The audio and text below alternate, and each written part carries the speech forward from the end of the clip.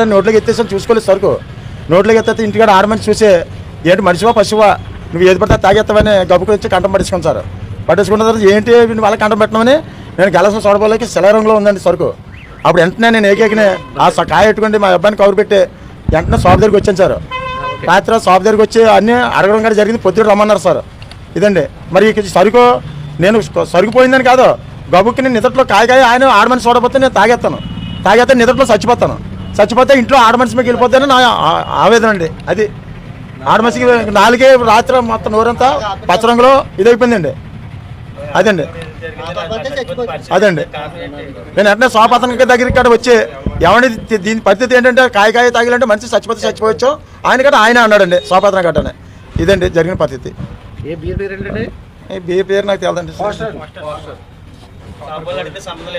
వాళ్ళని అడిగితే వెళ్ళి అడంకి వెళ్ళి మీరు కంప్లైంట్ చేసుకోండి.